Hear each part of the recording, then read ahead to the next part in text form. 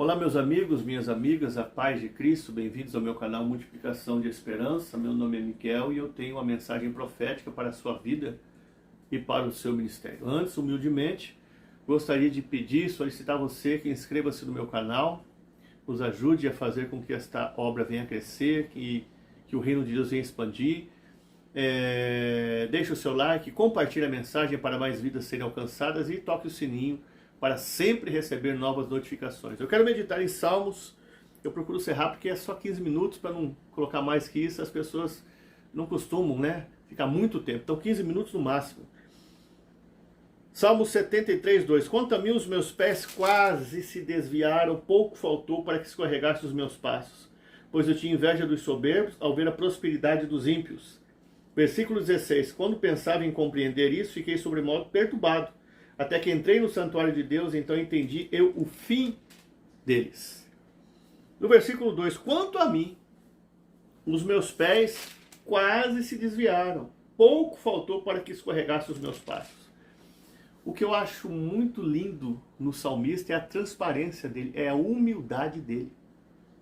Ele está dizendo, quanto a mim, é pessoal, está no singular. É uma coisa que ele fala dele próprio. Quanto a mim, quase os meus pés se desviaram. Faltou pouco para que eu fosse destruído, vamos dizer assim. O que ele está falando aqui? Ele está falando das fraquezas dele, das áreas vulneráveis. Vamos conjecturar, quanto a mim, teve um tempo da minha vida que eu andei desviado. E eu deixei transparecer para todos. Não fiquei me escondendo, não. Quanto a mim, eu pequei algumas vezes. Eu errei o alvo, eu vacilei. Quanto a mim, eu, pessoalmente, particular, no singular, eu me frustrei, eu me decepcionei. Eu saí do caminho, eu perdi o alvo, perdi a comunhão, fiquei desviado alguns meses, fiquei sem ter comunhão com a igreja, fiquei afastado. Eu me decepcionei, me frustrei, me revoltei contra Deus. Fiquei contra Deus um tempo. Não aceitei o processo de Deus na minha vida. Tive falhas, tive erros, tive quedas. Eu acho muito lindo que ele fala das suas áreas vulneráveis, ele fala das suas fraquezas. Isso que eu quero que você entenda. Você sendo um líder ou não sendo um líder, você precisa entender que é normal você falar das suas fraquezas, deixar transparecer as suas fraquezas. Porque existem muitos cristãos e até líderes cristãos que eles encobrem as suas fraquezas, eles encobrem as suas áreas vulneráveis e eles querem se mostrar super-heróis, imbatíveis. Ele é intacto, não, eu prego na unção do Espírito, eu ensino, eu tenho uma congregação, eu tenho um povo. Não, eu não erro, eu não tenho falha, eu não tenho deslize. Porque se alguém vê isso, o que vão pensar? E a minha reputação? Não, meu amigo. Eu falo das minhas áreas vulneráveis para os meus amigos, para as minhas amigas em Cristo. Eu falo dos meus erros, das minhas falhas, deslizes. Eu falo que eu errei o alvo. Eu falo que às vezes eu pequei nessa área. Eu não gostaria de pecar nessa área. Eu tenho temor de Deus. Então eu luto contra a minha carne. Porque a Bíblia relata em Romanos 8:8 que aqueles que estão na carne não podem agradar a Deus. Então eu vivo em espírito, mas às vezes eu tenho alguma queda, algum vacilo. Mas tendo o temor de Deus, eu tento resistir contra aquilo e eu volto para o centro da vontade de Deus. E Deus continua me usando, isso que eu quero que você entenda. Eu acho interessante essa transparência dele, essa humildade de dizer, de falar das fraquezas dele, da área vulnerável dele abertamente. Quanto a mim, quase eu me frustrei, quase eu decepcionei, quase eu me amargurei e revoltei com Deus. Como disse Paulo, em Filipenses 3:13, quanto a mim, eu não julgo ter alcançado, mas uma coisa eu faço, e que é, esquecendo-me das coisas que ficam para trás, avanço para aquelas que estão adiante de mim. O que ele disse quanto a mim? Está ali também no singular, pessoal, sou eu. Eu não julgo ter alcançado. O que ele disse ali? Eu não alcancei nada ainda, eu alcancei muito pouco, falta muito para me ser completo, falta muito para me ser maduro, falta muito para alcançar o projeto, o plano, o propósito de Deus. Eu estou aqui, eu não alcancei quase nada, eu alcancei pouco, eu sei pouco, eu entendo pouco, eu tenho erros e falhas ainda, eu sou passivo de erros, eu pequei algumas vezes, peço perdão e me reconcilio. Quanto a mim, fale das suas fraquezas, fale dos seus erros, das suas quedas. Eu não estou fortalecendo você a pecar. Eu estou dizendo que a graça de Deus é suficiente na nossa vida. Quando Ele chamou eu e você, Ele já sabia quantos erros e acertos nós teríamos. Nada que você faça de errado, ou por mais que seja medonho o seu pecado, nunca vai surpreender a Deus. Eu sabia que por mais tenebroso que seja o seu pecado, você fala, meu Deus, como que eu vou voltar agora? Eu não tenho nem coragem de pedir perdão, não tenho nem coragem de ajoelhar. Eu vou falar disso que eu pratiquei. Isso não surpreende a Ele. Os seus erros e falhas não vão desqualificar você para o propósito de Deus, e sim a sua desistência. E ele disse que ele quase se frustrou, se decepcionou, quase foi derrotado. Mas Henry Ford, o inventor do automóvel, ele disse que o fracasso é a oportunidade que nós temos de começar com mais inteligência. E aí no versículo 3, ele vai dizer a causa disso tudo ter acontecido com ele. Pois eu tinha inveja dos soberbos. Olha o que estava dentro dele. Um servo de Deus. Inveja. A Bíblia relata em Provérbios 27:4 que cruel é o furor e impetuosa a ira, mas quem parará perante a inveja? Olha como isso é forte.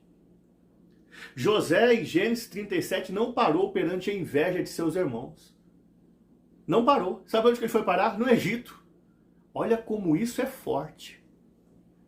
Lógico, 1 João 4,4 está relatado: filhinhos, sois de Deus, e já os tendes vencido, porque maior é o que está conosco do que aquele que está no mundo.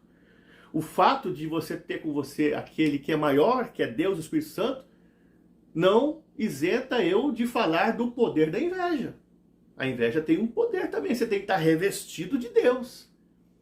Uma escritora renomada, ela disse que a inveja não é um sentimento, a inveja é um demônio que provoca um sentimento. Veja só, ele tinha o que? A inveja. Aí ele começou a amargurar. Por isso que ele foi quase derrotado. A inveja fez ele começar a amargurar. O que ele estava vendo? A prosperidade dos ímpios. A nossa visão tem que ser tratada. Isso aqui é vista. Eu vejo até um certo ponto. Visão se fala do coração, vê o futuro, vê o além. O que ele estava vendo? A vida do próximo. Ele estava comparando a vida dele com a vida do próximo. Isso que nós temos que entender. Deus tem um projeto, um plano diferente para cada um. Se o teu próximo, seja ele ímpio ou cristão, ou não cristão, está prosperando, ele pagou o preço para ter aquilo. Ele pagou o preço para viver aquele momento, para estar naquele momento. Agora, se você for comparar a sua vida com a vida dele, meu amigo, minha amiga, você vai andar para trás a vida inteira. Ele está falando que ao ver a prosperidade dos ímpios, então ele estava enxergando aquilo, vendo aquilo. Ele não estava vendo o que Deus tinha para ele. Só que ele estava num processo, quem sabe. Então tem tempo para tudo. Se ele for olhar o que Deus está fazendo na vida do outro, nada vai acontecer na vida dele. Porque quem fica observando isso, ele não tem tempo nem de orar, nem de buscar, nem de clamar, porque ele está amargurado. Ele vai ficar olhando a vida inteira a vida das pessoas e fazendo comparação. Por isso que Paulo disse, em 2 Coríntios 5,7, andamos por fé e não por vista. Ó, vista. A vista é inimiga da visão. A visão é o futuro, é o além. A vista vê o que está próximo. Aí diz assim agora, vamos para o versículo 13. 13 não, perdão. Para o versículo 16. Quando pensava em compreender isso, fiquei sobremodo perturbado. Aí veio a amargura nele, a frustração. Ele ficou perturbado. Ele ficou pensando, mas vale a pena servir a Deus?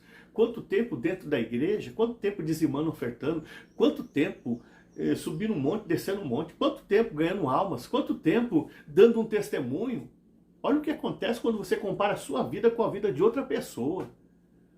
Olha o que acontece quando você usa a sua vista, que é inimiga da visão, para ver o que está acontecendo ao seu redor, de redor, ao que está acontecendo na sua frente um pouco mais. E não usa a visão que é do coração para olhar além. O que Deus quer fazer na sua vida lá na frente e além do que você imagina. Ficou decepcionado, frustrado, amargurado. não valeu a pena pagar o preço até aqui, não vale a pena ser cristão. Olha só. E vejam só, no versículo 17, até que entrei no santuário de Deus, então entendi o fim deles. Só que ele era um servo de Deus. Ele não vigiou e a inveja entrou e ele deu lugar, ela foi entranhando. Só que aqui nós vemos também a reação dele. Isso que é importante, a pessoa que tem inveja, ela sabe que tem inveja. Deus dá a oportunidade das pessoas serem curadas quando alguém confronta elas uma mensagem, uma palavra. Como essa mensagem está sendo transmitida, quem sabe há um sentimento desse que está querendo reinar na sua vida. Através dessa mensagem você vai expulsar isso de você.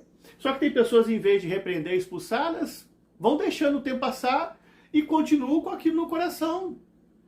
Só que o salmista não. O que ele fez aqui? Até que entrei no santuário de Deus. Sabe o que ele diz? É o seguinte: eu vou repreender isso. Não, eu vou para a casa de Deus. Porque na casa de Deus eu vou ouvir a palavra. Eu quero que Deus trata comigo. Eu quero que Deus fala comigo. Ele foi caminhando para a congregação dele.